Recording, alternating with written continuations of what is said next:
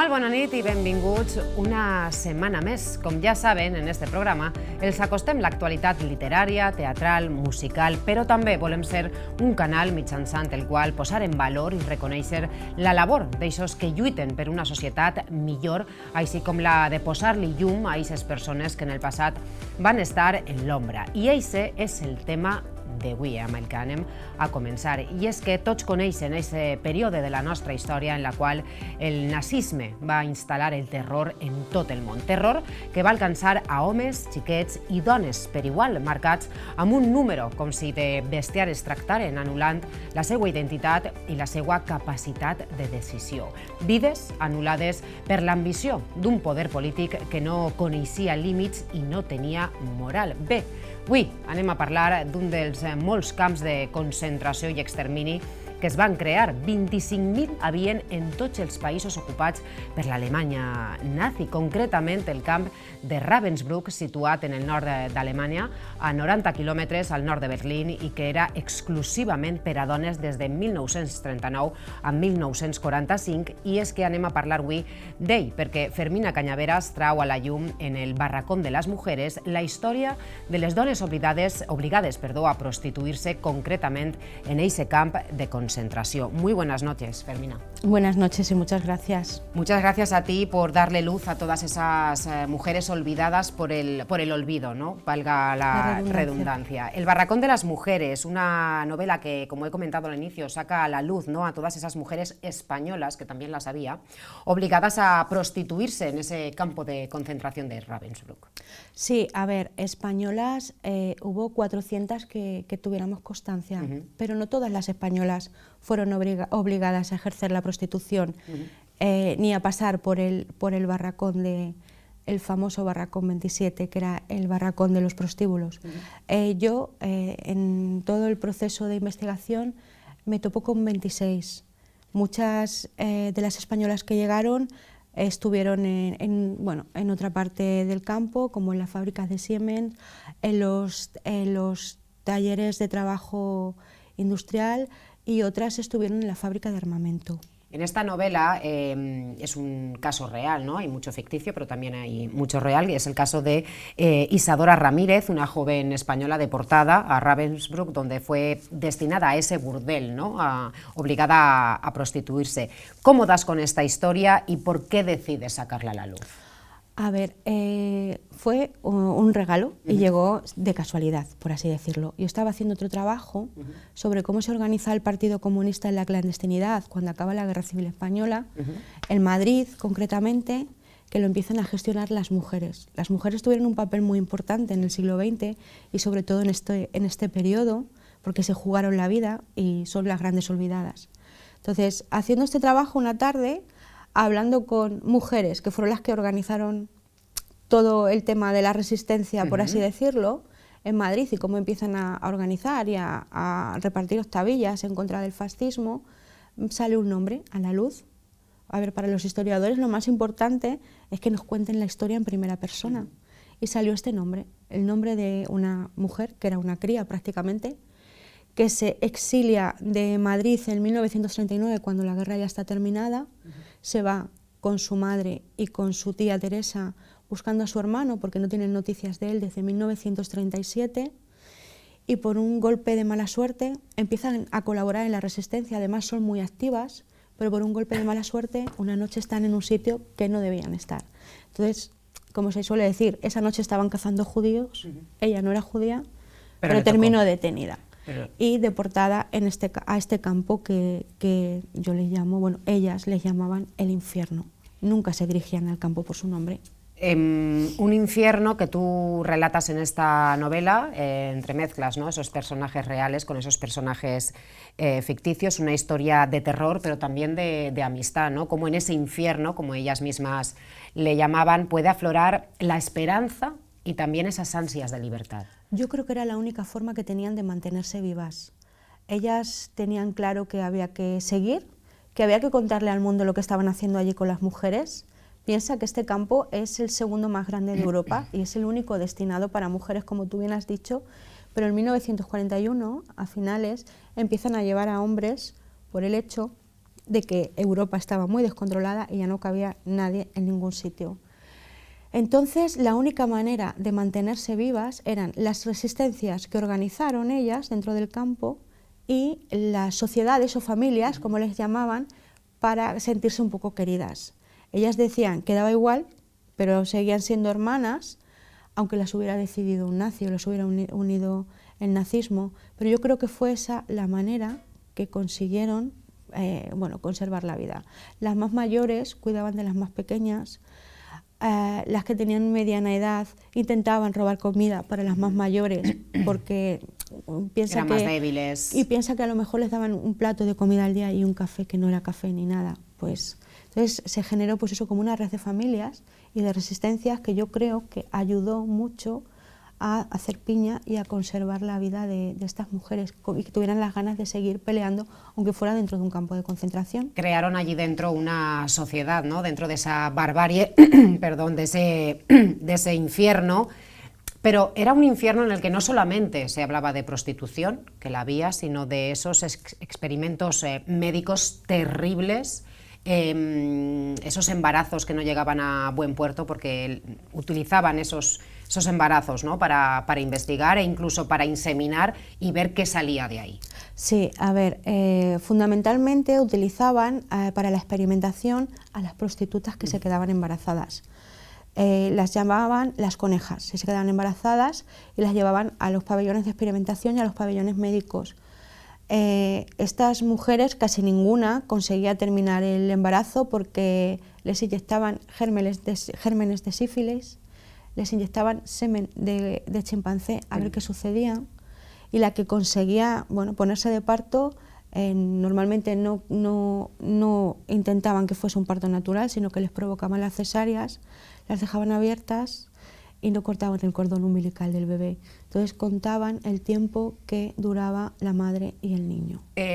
Los que sí conseguían vivir, algunas veces, pues también los sometían a experimentos y cuando se cansaban directamente los tiraban a la nieve, un cubo de agua fría y comida para los perros. Es muy duro escuchar esto de tu boca, tú que has estado en contacto, ¿no? con algunas de esas supervivientes de esos infiernos, porque es que llamarlos campos de concentración es que ni eso, ¿no? Todos fueron un infierno.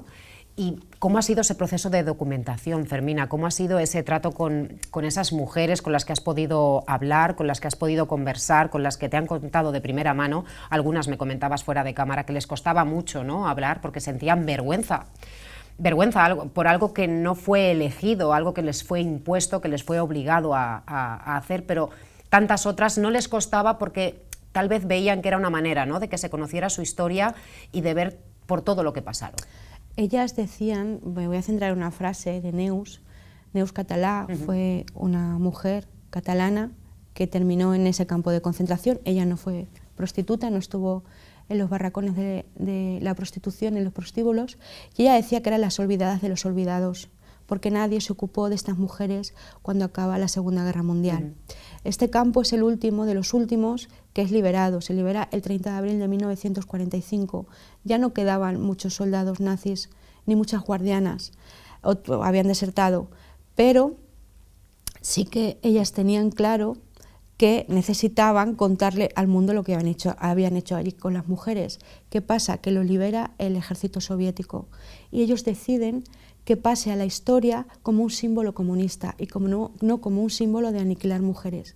Cuenta que lo poco que quedó, porque sí que les dio tiempo a los nazis a quemar mucha documentación, y la poca que quedó estuvo hasta 1978 no pudimos acceder a los archivos. Hasta 1978 no se abren los archivos de este campo y quedaba muy poco. Imagínate, pues eso, la vergüenza. Muchas salen y aparte de que ellas sienten que no les preste la misma atención que a otros reclusos de otros campos y tienen que vivir con eso, de que se olvide que fue un campo de mujeres, que se olvide que fue un campo de experimentación, que fue un campo donde se generó violencia sistemática de género y que experimentaban con ellas, que fue un campo de exterminio y que encima pues nadie las reconoció. Era decir, perder todas las guerras, como decían ellas. Es que las hemos perdido todas. Entonces hay que intentar que esto se recuerde para no perder la única que nos queda, que es la del olvido. Nombres propios: Isadora Ramírez, que es la principal protagonista, ¿no?, de esta novela, pero también está María Radu, Constanza Martínez, Neus Catalá de la Casa Blado, Elisa Garrido, Catherine Dior, que es hermana de Christian Dior, que por desgracia también tuvo que pasar por esto, Daniel Casanova, muchísimos nombres a los que les das luz. A ver, yo cuando empiezo a tirar del hilo de la historia de esta mujer, me encuentro con nombres tan potentes, por ejemplo, como el último, como Daniel Casanova. Daniel Casanova no estuvo en Ravensbrück, acabó en Auschwitz, pero sí que colaboró y estuvo muy cerca de estas mujeres en lo que fue la lucha de la resistencia en París. Daniel Casanova era judía y sí que organizó y participó en la Asociación Libre de Mujeres, para que durante la Guerra Civil Española los niños del bando republicano que se habían quedado huérfanos no pasasen hambre. Entonces gestionó una red de, de recoger alimentación para bajarla a lo que era España e intentar alimentar a esos niños. Entonces son mujeres muy potentes que se relacionan con ella. Y Daniel murió de tuberculosis en Auschwitz. A Daniel la detienen después que Isadora, pero no pasó por el campo. Luego también la hermana de Christian Dior llegó ya casi al final, porque ella sí que estuvo colaborando de forma muy activa con la resistencia, tuvo mala suerte y la detienen en la plaza del Trocadero, y cuando consiguió salir viva, sí que su hermano decidió pues crear el famoso Miss Dior en honor a todas esas mujeres que pasaron por allí. Y hay una anécdota que le preguntaba a su hermana que a qué olía Ravensbrück, y decía que olía a cenizas, a miedo, a sangre y a humo.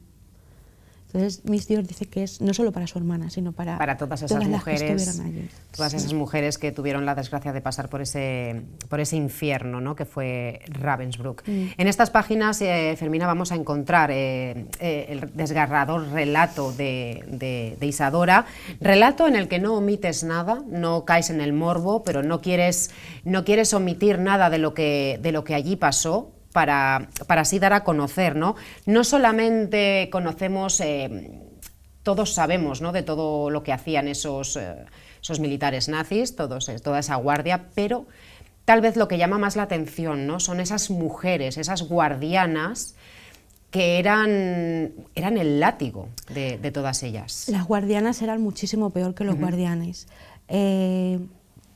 Piensa que, como he dicho antes, era un campo también de adiestrar guardianas y tenían que estar siempre compitiendo con los hombres para ver quién era mejor. Cuando se llegaban y empezaba la selección, por así decirlo, y a separar mujeres, ellas eran las que decidían, las que iban a pasar al barracón y las que se iban a dedicar a la prostitución. O sea, las elegían las propias mujeres. Yo llego a un punto que cuando empiezo a tirar de todas estas que eran guardianas, María Mandel, que le llamaban la bestia, acaba en Auschwitz, era como la jefa y la que controlaba a todas las guardianas. Eran gente muy joven que llegó a ese campo, y en parte llega un momento, yo cuando consigo toda la documentación, que me planteo y me hago la pregunta, y se la hago a mucha gente, de que si no las consideramos también víctimas. ¿Por qué? Porque ellas viven todo lo que es el horror nazi, todo lo que es el partido y todo lo que es la propaganda desde que son muy jóvenes. Entonces empiezan a normalizar que lo que escuchan en la televisión, lo que escuchan en los medios de comunicación, lo que escuchan en el cole, pues es lo normal y lo tienen normalizado. Que alguien que no sea alemán y no sea de raza aria es inferior y no merece conservar la vida. Ese adoctrinamiento. Entonces, llegas, ¿no? Claro, y lo peligroso que son ciertos discursos. Llegas a plantearte, que yo sí que le planteo la pregunta a mucha gente de ¿y tú cómo lo consideras? Porque yo había momentos que digo, es que algunos testimonios de las más jóvenes hablaban pues que estaban completamente, habían perdido la cabeza por su Führer, y ellas decían que lo hacían por amor. Incluso arrancar la piel de las prostitutas y hacer lámparas para regalárselas a sus altos mandos. Dices, qué nivel de locura y qué nivel de machaque han hecho con esta persona. Claro, en aquella época se jugaba... La peligrosidad de ciertos discursos... La peligrosidad de ciertos discursos, la peligrosidad de esa falta de información, ¿no?, que también jugaban con eso, al ser un un partido autoritario, ¿no? Jugaban Claro, con la información muy vetada, muy acotada, de manera que si no tienes información solamente vas a acatar mis órdenes porque es lo único que conoces. Entonces, claro, si no las acatas, sabes lo que te puede claro, pasar. entonces también juegan con ese terror, con ese miedo. Con el miedo de las personas. Exacto. Entonces, a mí me llamó mucho eso la atención y intenté pues a plantearme, claro, escribiendo se lleva mucho tiempo, pasas muchas horas, empiezas a pensar y a meterte en las cabezas de todas las personas que pasaron por allí, lo que sienten, cómo las acompañas, los duelos. Entonces yo también me planteé meterme en la cabeza de personajes y de guardianas como Agnes. Esto también es un ejercicio complicado, ¿no? El meterte en la cabeza de alguien que era... ¿Cómo puedo entender a alguien que se dedicaba a matar a latigazos y a violar con barras de hierro a otras mujeres? No, entonces es complicado. A ver, es bastante complicado y se te nota en la voz, ¿no? Que te emociona cuesta. cada vez que hablas de esto, porque a pesar de ser una época de nuestra historia que por desgracia ha pasado, que quien más y quien menos ha leído, ha visto o lo que sea, os ha informado, ¿no? Sobre esta época de nuestra historia, se ha documentado, como es tu caso. Parece que siempre hay más. Por desgracia, parece que lo conocemos todos sobre la época nazi, sobre esos años de terror en el que, como he comentado al inicio, marcaban con un número, con esa estrella de David, ¿no? Que tenías que llevar obligado si eras judío o si no eras de esa raza aria que ellos consideraban como buena, eras marcado y parece que siempre conocemos todo, que ya está todo escrito, que ya está todo documentado, pero con este libro se demuestra que siempre hay más, por desgracia. Yo creo que lo importante era abordar la Segunda Guerra Mundial desde otro punto de vista, y era desde el punto de vista de qué pasó con las mujeres. Como te he dicho, jugaron un papel muy importante, se la jugaron en la resistencia, muchas españolas.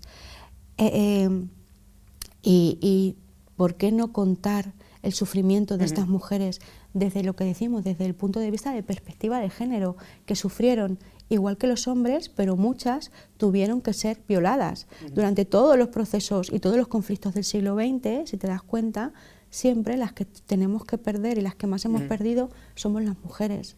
Entonces creo que había que abordar la Segunda Guerra Mundial desde los ojos de una mujer. Entonces, yo cuando llego a la historia de Isadora, no tengo la suerte de encontrármela viva. Yo quería contar lo que le pasó a esta familia, cómo tienen que salir de Madrid, que al fin y al cabo es una historia de amor. Ellos salen de Madrid buscando a su hermano porque tienen la necesidad de volver a estar todos juntos. Y tengo que beber de todas las entrevistas de las que conseguí que todavía estuvieran con vida. Y bueno, les tocó ser pues lo que le tocó ser a Isadora. Entonces Isadora quiero que sea como la representante de todos los testimonios y de todas las horas y las conversaciones de todas esas mujeres. Fermina, iniciaste la documentación con otro fin, llegaste al Barracón de las Mujeres, que lo tenemos aquí, una maravillosa novela, y después de haberla escrito, de haberte documentado, de tenerla ya impresa, ¿con qué te quedas y cuál dirías que es el mensaje? Pues el mensaje es que creo que hay que conocer la historia para no tender a repetirla. Creo que por desgracia el tema de la trata sigue ocurriendo al día de hoy, que hoy los nazis, hoy no se llaman nazis, se llaman proxenetas y no las tatúan en el pecho, pero llegan a cualquier sitio y lo primero que hacen es quitarte el pasaporte. Isadora salió buscando a su hermano y muchas de ellas vienen buscando pagar deudas, darles de comer a sus hijos y acaban, no en campos de concentración, pero sí en burdeles y en clubes de carretera. Entonces yo creo que el mensaje es que lo primero hay que conocer para intentar no repetir. Creo que también que lo que no se cuenta da la sensación de que no ha sucedido y es muy importante. Y lo segundo, creo que es una novela resistente para ayudar a todas las que hoy en día pues están sometidas a la trata y a todo el tema de la prostitución. Fermina, muchísimas gracias por este Barracón de las Mujeres, por sacar a la luz y darles luz a todas esas mujeres olvidadas, todas esas mujeres que, como tú acabas de comentar, parece que si no se escribe no existió. Cerrar los ojos ante la realidad no significa que no haya existido o que no exista. Así que muchísimas gracias, sé que va a ser un éxito y ese pequeño homenaje, ¿no?, que les has hecho a todas ellas, y nosotros desde aquí también queremos hacerles un pequeñito y humilde homenaje a todas esas mujeres que salen en el libro y a tantas otras que no salen, pero desde aquí va por ellas.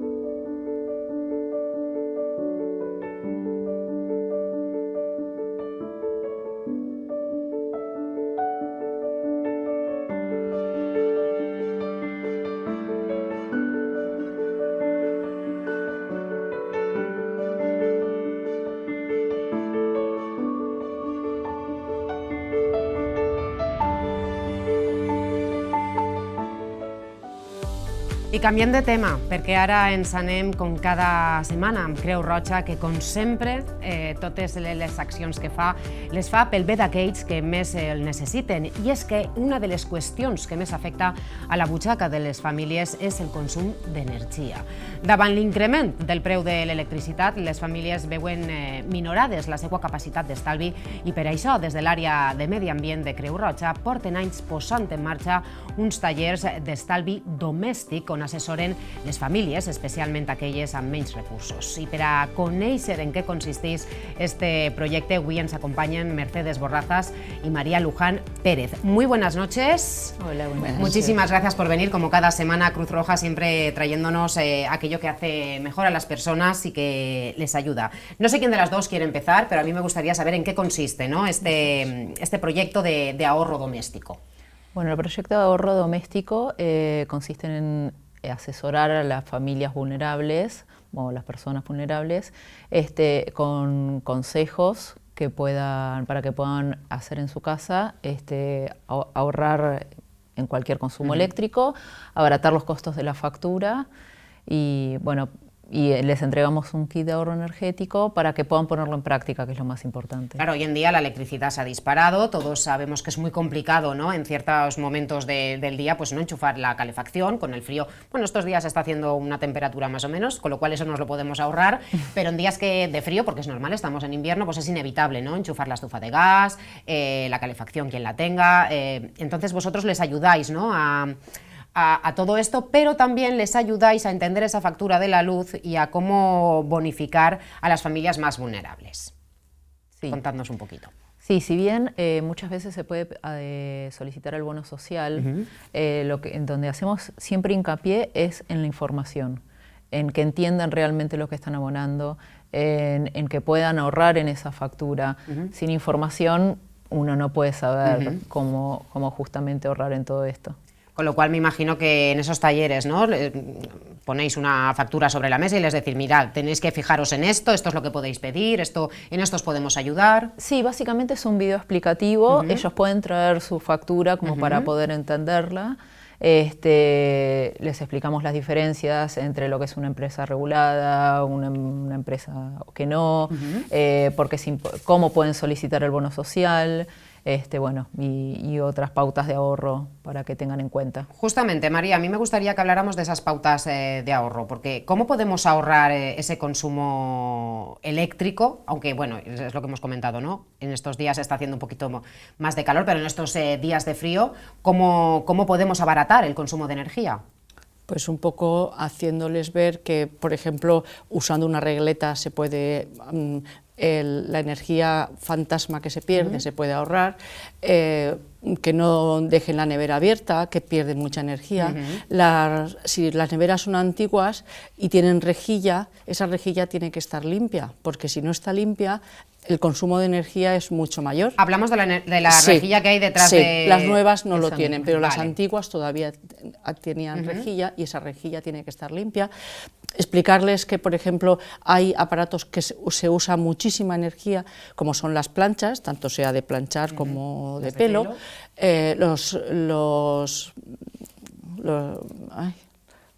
¿Cómo se llama? Secadores. Los Secadores. secadores, exactamente. Cosas que tienen un calor rápido, eso tiene mucho Las gasto. estufas de luz, para exactamente, calentar, ¿no? exactamente. El baño. Luego que hay zonas del día en la cual la energía es un poquito más barata, entonces eso se puede bajar en el teléfono o en el ordenador, y entonces intentar poner la lavadora en esas épocas, en esos momentos que la energía es valle en vez de pico. Esto salió mucho cuando subió tantísimo la energía. Exactamente, Me acuerdo que la gente a las 5 de la mañana poniendo la Sí, vamos. lavadora, Sí. a las 12 de la noche, programándola Exactamente. incluso, ¿no? Para Bueno, intentar pues, abaratar un poquito. Por lo menos intentar explicar un poco de la forma que se puede ahorrar. Bueno, también no hace falta ir muy abrigados en casa, pero sí que es cierto que a lo mejor, ¿no? Si no hace excesivo frío dentro de casa, manteniendo puertas y ventanas cerradas y abrigándonos un pelín, no significa que vayamos como un esquimal por dentro de casa. No, pero siempre es importante tener, ventilar igualmente, sobre todo si uno tiene calefacción a gas, y tratar de no hacerlo en horarios donde sabemos que la temperatura es más fría. Por ahí esperar un poco más al mediodía si uno está en casa. Si uno se va, bueno, hay veces que Claro. es un poco limitado, pero si podemos hacerlo al mediodía, vamos a perder menos calor que si lo hacemos a las 5 de la mañana o a las 6, que justamente Ante todos aquellos que van a este curso, por llamarlo de alguna manera, ¿cuáles son los consejos que más les llaman la atención? Porque me imagino que dirán, uy, pues yo esto no lo sabía, o qué curioso. Bueno, lo de los horarios, hay mucho, sobre todo también trabajamos con inmigrantes que no saben. Yo, soy argentina, por si no se dieron cuenta. No sabíamos. Y realmente cuando uno llega al país no tiene ideas de cuáles son las reglas del juego. Claro. Entonces sí, se sorprenden de eso, de que hay horarios para poner, como María dijo, para poner la lavadora, la secadora o cualquier otro electrodoméstico. También el tema de usar aparatos que permiten desconectar el equipo en determinados horarios, que tú los puedes programar. ¿Qué otra cosa más le llama la atención? Bueno, esto de que todos los aparatos, generalmente lo que llama la atención es lo que no tenías información sobre eso. Entonces hay gente que ya lo sabía y es nada, y hay otra que realmente se sorprende, ¿no? Porque no sabía qué pasaba. Nos habéis comentado que cuando finalizan este cursillo les entregáis un kit. Sí. ¿En qué consiste? El kit consiste en, se les da 6 bombillas, 3 de rosca pequeña y 3 de rosca grande, se les da una regleta de 4 tomas, burletes para las ventanas y para la puerta, se les da un aireador para los grifos para que haya menos consumo de agua, y también se les da un eco-cover, que es una lámina para los cristales para que conserven más la temperatura en casa. Y para todos aquellos que quieran inscribirse a estos talleres, que me imagino que habrá mucha gente que dirá, pues mira, oye, a mí me llama la atención y es una buena manera de conocer todos estos consejos. Pueden llamar a la Cruz Roja, a la local de Valencia, y contactarnos. Están todos los teléfonos en internet y ahí armamos un curso, no hay ningún problema. Un curso de ahorro de energía doméstica, muy importante en estos tiempos que corren, y también es una manera, ¿no?, de ayudar al medio ambiente, porque es una manera de colaborar, que siempre decimos que tota pedra fa pared, es muy importante en esta época. Muchísimas gracias, chicas, por venir y por hablarnos, como cada semana, de esos magníficos talleres que realizáis. Un programa més que hem fet així al telar de Penélope, molt interessant el d'avui, amb aquest homenatge de Fermina Canyameras a les dones oblidades de Ravensbrück i aquests consells d'estalvi domèstic que, com sempre, ens porta Creu Roja. Ens anem, però els espere la setmana que ve així, en el telar de Penélope. Gaudisquen de la nit i siguen feliços. Adéu.